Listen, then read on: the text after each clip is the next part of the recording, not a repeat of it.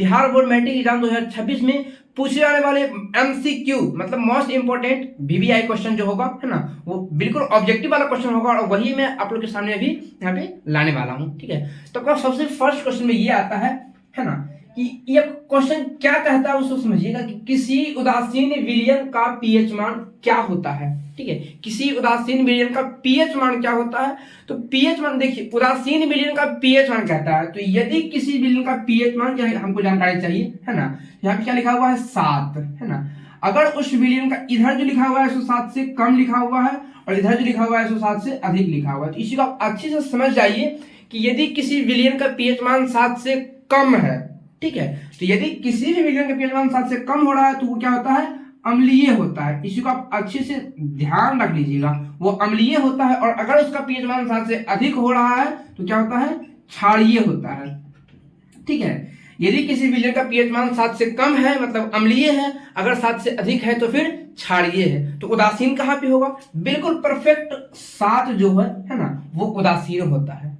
तब यहाँ पे ऑप्शन में देख लीजिए कौन सा होगा, 7 दिया हुआ ऑप्शन में, 7 से कम दिया हुआ ऑप्शन में, 7 से अधिक दिया हुआ है और 0 दिया हुआ है। तो आपका सही आंसर कौन सा होगा, अगर 7 से अधिक है मतलब जो क्षारीय हो जाता है, देखिए यहाँ 7 से अधिक लिखा हुआ है मतलब ये वाला क्षारीय कहलाएगा, 7 से कम है तो फिर अम्लीय कहलाएगा, अगर 7 है तो फिर उदासीन कहलाएगा। मतलब इसमें किसी तरह का कोई अम्लीय गुण या फिर क्षारीय गुण नहीं होता है, वो बिल्कुल उदासीन होता है, इसमें कोई स्वाद नहीं आएगा आपको। ठीक है, चुंबकीय फ्लक्स का जो SI मात्रक है वो क्या है, वेबर है। ठीक है, अगर बात किया जाए कि चुंबकीय फ्लक्स का व्युत्पन्न मात्रक क्या चीज है तो वोल्ट सेकंड बताइएगा, और चुंबकीय फ्लक्स का सीजीएस मात्रक क्या चीज है तो फिर मैक्सवेल बताइएगा। ठीक है, चुंबकीय फ्लक्स का सीजीएस मात्रक मैक्सवेल। ठीक है, और फिर विद्युत मात्रक व्युत्पन्न मात्रक वोल्ट सेकंड और SI मात्रक वेबर। क्लियर है।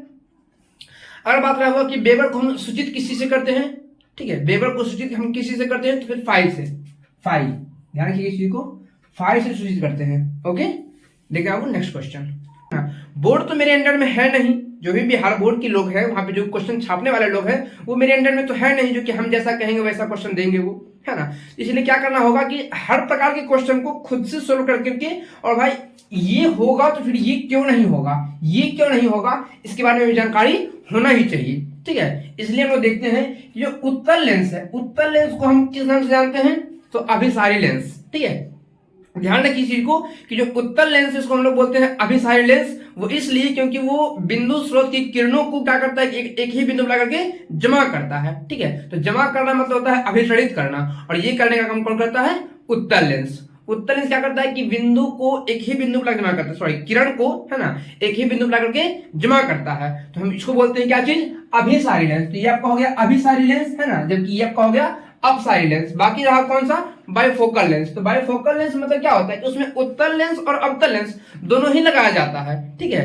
हम उसको बोलते हैं क्या चीज, बाइफोकल लेंस। तो ई किरण क्या करता है, इस लेंस का काम क्या है, हम दूर स्थित वस्तु को और फिर निकट स्थित वस्तु को दोनों में अगर हमको देखने में दिक्कत होता है ना, किसी भी वृद्ध व्यक्ति को ऐसा मतलब प्रॉब्लम हो जाता है, भाई दूर स्थित वस्तु और निकट रखी वस्तु दोनों में दिक्कत होता है, तो फिर वैसे व्यक्ति में क्या करते हैं कि बाइफोकल लेंस का चश्मा लगाते हैं। ठीक है, तो इसको हम नहीं कहेंगे ऐसा। बाकी ये क्या लिखा हुआ है, कोई वो होगा ही नहीं, क्योंकि यहाँ पे अवतल लेंस होगा ही होगा। ठीक है, तब सही आंसर होगा कौन सा होगा, अवतल लेंस। ध्यान दीजिएगा। नेक्स्ट क्वेश्चन,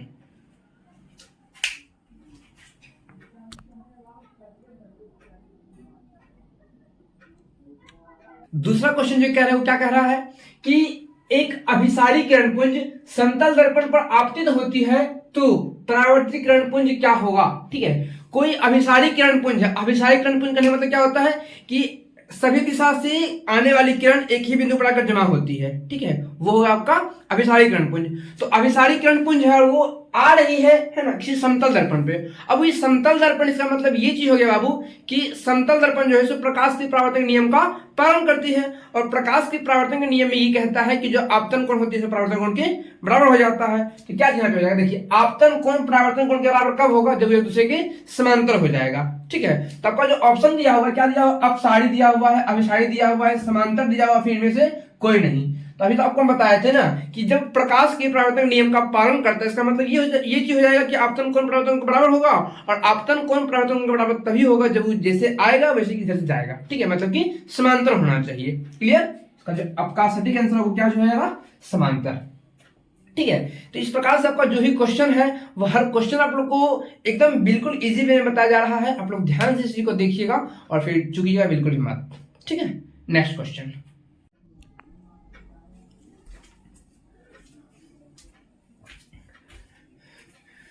तो आपका ये जो क्वेश्चन लिखा हुआ यहाँ पे है कि निम्न में किस उपकरण में धन और ऋण चिन्ह नहीं होता है। ठीक है, धन और ऋण चिन्ह, धन चिन्ह मतलब प्लस और ऋण चिन्ह मतलब माइनस, तो धन और ऋण चिन्ह नहीं होता है। देखिए इसमें आपका जो ऑप्शन दिया हुआ है विद्युत सेल, एमीटर, वोल्टमीटर और फिर कुंडली। तो आप इस चीज को जानते हैं अच्छे तरीके से है कि कुंडली को छोड़ करके अन्य तीनों की तीनों जो भी उपकरण हैं, है ना, सब के सब एक ऐसा उपकरण है जो कि ध्रुवीकृत है। ध्रुवीकृत होने का अर्थ ये होता है कि उस उपकरण में जो मतलब धारा की प्रवाह हो रही है वो किस दिशा से किस दिशा की ओर हो रही है, इस चीज की जानकारी के लिए उसमें आयनीकृत मतलब कि उसमें लगाया जाता है कौन सा चिन्ह। अगर चिन्ह को उसमें दर्शाया जाए इधर प्लस है उधर माइनस है ना, तो हम लोग समझ पाते हैं कि धारा की दिशा किस दिशा से किस दिशा की ओर है। इससे क्लियर ये हो जाता है कि विद्युत सेल है, वोल्टमीटर है और फिर एमीटर है, ये तीनों के तीनों जो है इसमें से धनात्मक और ऋणात्मक चिन्ह होता है। लेकिन कुंडली एक ऐसा उपकरण है जो ध्रुवीकृत नहीं है। इसका मतलब ये हो गया बाबू आपका सटीक आंसर तो कुंडली होगा।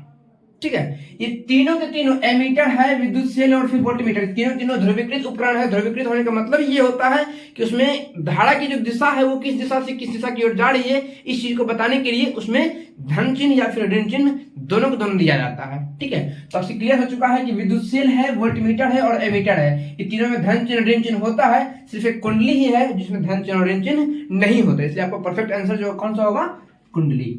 ठीक है, आइए नेक्स्ट क्वेश्चन की ओर। प्रतिरोध का मान बढ़ाने के लिए प्रतिरोधकों को किस क्रम में जोड़ा जाना चाहिए। ठीक है, तो प्रतिरोध का मान बढ़ाने के लिए हम लोग इस चीज को पढ़े थे बुक में, इस चीज को अच्छे से, है ना, कि प्रतिरोध का मान बढ़ाने के लिए जब भी किसी को प्रतिरोधक को जोड़ा जाता है तो फिर उसको जोड़ते हैं बाबू किस क्रम में, पार्श्व क्रम में, है ना। इसमें आपके पास ऑप्शन दिया हुआ है समांतर क्रम, पार्श्व क्रम, दोनों क्रम में या फिर किसी में नहीं।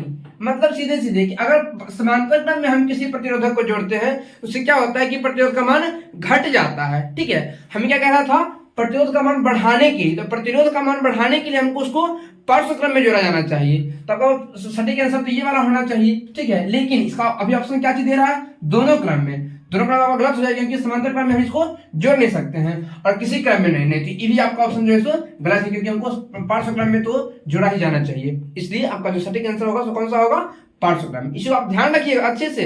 यदि आपके पास क्वेश्चन उलट करके दे देता है कि प्रतिरोध का मान घटाने के लिए प्रतिरोधक को किस क्रम में जोड़ा जाना चाहिए, तो बोलिएगा समांतर क्रम।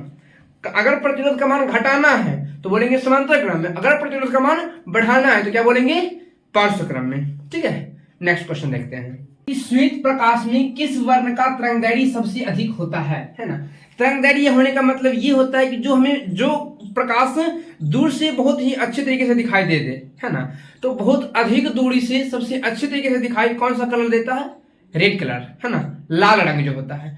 तो आप इसी को देख रहे होंगे कि एक श्वेत प्रकाश जो होता है उसमें 7 रंगों का मिश्रण होता है। श्वेत प्रकाश मतलब कि सफेद प्रकाश। ठीक है, सूर्य प्रकाश जो होता है सो 7 रंगों का मिश्रण होता है, बैजानी पिनाला, है ना, बैगनी, जामुनी, हरा और फिर बैजानी नीला, हरा, पीला, नारंगी कलर और फिर लाल। ठीक है, तो इसमें इन 7 कलर में से क्या होता है बाबू कि लाल कलर का जो होता है सो तरंगदैर्घ्य सबसे अधिक होता है। लाल कलर का तरंगदैर्घ्य सबसे अधिक होता है। इसका जो तरंगदैर्घ्य होता है वो क्या होता है, 620 नैनोमीटर से लेकर के 620 से 750 नैनोमीटर के बीच में होता है लगभग, है ना, 620 से 750। अगर आपसे पूछ दिया कि सबसे कम तरंगदैर्घ्य किस रंग का होता है, सबसे कम तरंगदैर्घ्य किस वर्ण का होता है, ठीक है, तो क्या बताइएगा, बैगनी कलर का। ठीक है, क्या बोलिएगा, बैगनी कलर का सबसे कम होता है, बैगनी का, जो कि इसका भाव क्या होता है 380 से 450 के बीच में होता है। 380 से 450 इतना नैनोमीटर इसका होता है बैगनी का, जबकि जो लाल का होता है 620 से 750 का होता है। ठीक है, तो इसी को ध्यान रखिएगा। सबसे कम अगर पूछेगा तो फिर हम बैगनी बताएंगे और सबसे अधिक पूछेगा तो फिर लाल बताएंगे, तरंगदैर्घ्य। ठीक है, चलिए नेक्स्ट क्वेश्चन। निम्न में कौन लाल लिटमस पत्र को नीला कर सकता है। तो लाल लिटमस पत्र को नीला करने का काम कौन करता है, क्षार। ठीक है, क्षार करता है। और नीले लिटमस पत्र को लाल करने का काम कौन करता है, अम्ल। ठीक है। तो अम्ल और क्षार में से यही दो आंसर होने वाला है, क्योंकि यहाँ पे बोल रहा दोनों और कोई नहीं, तो दोनों का ये गुण नहीं है। एक करता है लाल लिटमस पत्र को नीला और एक करता है नीले को लाल, ठीक है। यहाँ मेरे पास क्वेश्चन क्या कर रहा है, लाल को नीला करने का काम कौन कर सकता है, तो क्षार करता है ये काम, इसलिए दोनों नहीं होगा। और यहाँ बोला कौन सा, कोई नहीं, मतलब कोई नहीं तो होगा ही नहीं, क्योंकि यहाँ पे एक ऑप्शन है, ठीक है। तो क्षार जो है सो नीले को लाल नहीं, लाल को नीला करता है, और अम्ल जो है सो नीले को लाल करता है। इसको ध्यान से समझिएगा। बाकी इस क्वेश्चन को और थोड़ा सा उलट के दे सकता है इस प्रकार से, क्या देगा बाबू, कि निम्न में कौन आयन, ठीक है, निम्न में कौन आयन लाल लिटमस पत्र को नीला करता है। तो जब वहां पे आयन देगा तो फिर आपके पास ये अम्ल और क्षार नहीं लिखेगा, ध्यान दीजिएगा, अम्ल और क्षार नहीं लिखेगा। तो आपको यहाँ पे सिर्फ लिखेगा क्या चीज, H प्लस लिखा हुआ दिखेगा और OH माइनस मतलब लिखा हुआ दिखेगा। तो आप इसी को ध्यान दीजिएगा कि OH माइनस है मतलब क्षार है, H प्लस है मतलब कि अम्ल है। तो अम्ल का जो काम होता है सो नीले को लाल करता है, और क्षार का जो काम है सो लाल को नीला करता है, इसलिए ध्यान रखिएगा आंसर को, ठीक है। अगर आयन से बोलेगा तो फिर आयन से देख लीजिएगा वो OH माइनस वाला होगा, ठीक है। और फिर अगर ऐसे दे दिया फिर डायरेक्टली आप क्षार बोलिएगा आंसर, ठीक है। सबसे कठोर प्राकृतिक पदार्थ कौन सा है, देखिए ऑप्शन देखिए और फिर समझिएगा इस चीज को, कि सोना है, चांदी है, लोहा है और हीरा है। आप इस चीज को अच्छे से पढ़े थे अपने क्लास में, है ना, आपको पढ़ाया गया था कि सबसे कठोर जो प्राकृतिक पदार्थ है सो हीरा है ना। हीरा इसलिए सबसे कठोर प्राकृतिक पदार्थ है क्योंकि ये जो है सो शुद्ध कार्बन से मिलकर बना हुआ है, शुद्ध कार्बन, है ना, कार्बन त्रिविमीय होता है और ये शुद्ध कार्बन से मिलकर के बना होता है, इसलिए इसको हम कहते हैं क्या चीज, सबसे कठोर शुद्ध पदार्थ है ना। इसको ध्यान रखिएगा, सबसे कठोर पदार्थ कौन सा है, हीरा ही है। क्लियर, चलिए क्वेश्चन को पढ़ने के बाद अच्छे तरीके से ऑप्शन को देखिएगा, है ना, फिर आप लोग आंसर सही दे पाइएगा। वो इसलिए क्योंकि देखिए आप क्या लिखा हुआ है, निम्न में कौन विजातीय यौगिक है। विजातीय मतलब क्या होता जानते हैं, विजातीय का मतलब होता है कि इसमें से कोई 4 ऑप्शन दिया हुआ है, ठीक है, 4 ऑप्शन में से क्या हो जाएगा बाबू, कि कोई 3 जो होगा सो एक ही तरह का होगा और एक होगा जो सो अलग होगा, है ना। इसका यह अर्थ होता है विजातीय, मतलब वो एक अलग जात से होना चाहिए। बाकी 3 जो है सो एक ही में है ना, और एक जो है सो अलग है, ठीक है। तो हम उसको क्या बोलते हैं, विजातीय। तब इसी को ध्यान से देखिएगा और फिर तब बताइएगा, ठीक है, कि क्या चीज है। बोला निम्न में कौन विजातीय यौगिक है, तो विजातीय यौगिक में कौन कौन सा ऑप्शन दिया हुआ है, खड़िया है, चूना पत्थर है, संगमरमर है, प्लास्टर ऑफ पेरिस है, ठीक है। तो इनमें से 3 जो है देखिए कौन कौन है, ये खड़िया है, चूना पत्थर है और फिर संगमरमर। ये तीनों के तीनों जो है सो CaCO3 का अलग अलग रूप है ना। CaCO3 कैल्शियम कार्बोनेट, समझ रहे बात को। तो ये जो खड़िया है, चूना पत्थर है और फिर संगमरमर, तीनों के तीनों जो है सो एक ही, मतलब कि CaCO3 कैल्शियम कार्बोनेट का अलग अलग रूप, विभिन्न विभिन्न है रूप इसका, ठीक है। जबकि ये जो लिखा हुआ है प्लास्टर ऑफ पेरिस, है ना, ये क्या चीज है जानते हैं, ये है कैल्शियम सल्फेट हेमीहाइड्रेट। ध्यान रखिए, ये तीनों के तीनों था कैल्शियम कार्बोनेट का अलग अलग रूप, ठीक है, CaCO3 का CaCO3, जबकि ये जो है लिखा हुआ है प्लास्टर ऑफ पेरिस, ये कैल्शियम सल्फेट हेमीहाइड्रेट है ना। तो देखिए ना, सबसे अलग तो यही वाला होगा, इसलिए आपका जो सटीक आंसर होगा कौन सा होगा, ये प्लास्टर ऑफ पेरिस। ध्यान दीजिएगा। और कभी कभी इसका वो सूत्र भी पूछ देता है, ठीक है। तो यदि आप लोग 10th क्लास में ही हैं और आप में से कोई भी अगर इसी को जान रहे हैं कि प्लास्टर ऑफ पेरिस का सूत्र क्या होता है, तो प्लीज कमेंट में जरूर बताइएगा कि प्लास्टर ऑफ पेरिस का सूत्र क्या होता है।